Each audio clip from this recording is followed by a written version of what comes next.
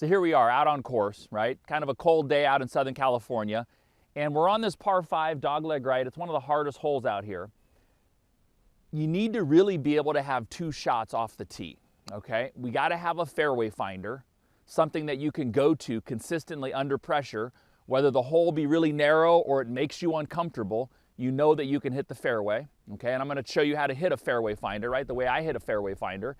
And then we need to have one where we kind of let the big dog eat. We open it up a little bit, right? To get a little extra yardage. Hopefully on days when you're driving the ball pretty well already, holes are a little wide open, right? Maybe it's a scramble tournament, whatever the reason is, but we want to have those 2 different gears, right? It's a lot like a short game to me. You can't just have, you know, just your stock shot. You've got to have kind of the low checker, the high floater. It's always good to have a little variety. So I'm going to hit this fairway finder first.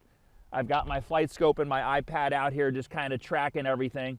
And the first thing I'm going to do is I'm going to tee the ball down a little bit lower, okay? Here's the differences in tee height from, say, that would be I'm going to try to bomb it, and then here's the fairway finder down here.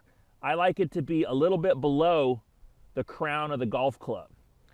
So that's going to kind of work very well with what I'm going to try to do in my golf swing. So after teeing it down lower, here's kind of the basic premise that I want to feel. I want to feel like my chest is more on top and covering, okay? Typically what's going to happen with that feeling of me being more on top, the ball flight is going to be kind of a low pull fade. It's not going to go very far, but it's going to find the fairway, and it's definitely going to help me eliminate the left side. I've done it for years. It works well. I would say probably 90% of the tour players out there, their fairway finder is similar to something like this. It's some type of a low pull fade. What I should see on flight scope is I should see data to where my path is left and my angle of attack is a little more downward because of me being more on top of the ball. Let's give it a rip. Aiming a little left of target. Gonna try and cover it with my chest. So just kind of a low bullet fade, peeling right back into the fairway. And definitely helps if it's windy out because it's gonna stay below the wind. The ball for me, right, I was swinging 107, carried 222, so not very far. My path was 8 degrees left, and I hit 7 degrees down on that. Total distance 273 with the roll. So it's not pretty, okay, but it's very effective, and especially, you know, on the last hole of an event, I'm in contention, you know, I'm a little bit iffy with the driver. It works amazing.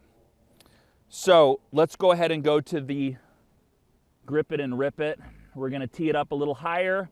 I like to put the logo of the ball with the hole. I feel like the seam gives me a little more distance. And now compared to the fairway finder where I was aiming left and I was more on top of the ball, I'm gonna kind of reverse that. I'm gonna be a little bit more closed with my shoulders because my goal here is I'm gonna try to put a little bit of draw spin on the ball. It's a little bit dangerous, but I'm gonna be more up and underneath, and I'm gonna feel like I'm gonna put a little more uppercut, a little bit more draw spin on it, and I'm gonna really feel like I let it go. You know, let it go just meaning I'm gonna really feel like I'm extending and letting this get nice and long coming through. So a little closed with the shoulders, a little more tilted. I probably turn the face in a couple degrees just to make sure I get that draw spin, and then stay loose and let her fly. Oh, that was the one. That thing is up there for a long time. All right, let's see what we got there number-wise. 112 club speed, so a bit faster. Hit up 3.8, 285 carry, 5-degree right club path. So it puts that left spin axis on the ball. The smash was 147, so not perfectly hit, but pretty good. Total distance 311. So that was a good example there of going from fairway finder to bomb draw.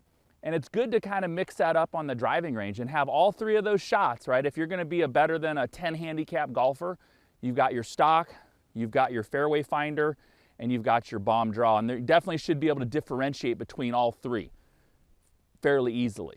Okay, so it's easy for me to do it, right? I've been doing it for a bit. I've got Aaron in here today. He's going to try to go through it himself. Let's see how he does. I'm going to go ahead and tee one up for him, right? We're going to start with the Fairway Finder. Okay, so give me your best kind of representation of feeling more on top of it, right? And let's aim a little bit more left. So that bunker out there, we're aiming at the very left edge of it. And you can aim quite a bit left on this shot. And then give me that feel of kind of the chest leading and the club path being across. Good, and that's a little bit of a different feel for him because he definitely probably hits more of a draw consistently. All right, let's give it a shot there, huh? That looked great. That looked like a nice little Fairway Finder rehearsal. Yeah, left edge of the bunker. Don't be afraid to aim up left too much. That's actually how you take out the left side. Oh, nice, nice. Almost fell over, but it works. It's a little bit out of balance, but that's a very, very nice Fairway Finder. What do we got there?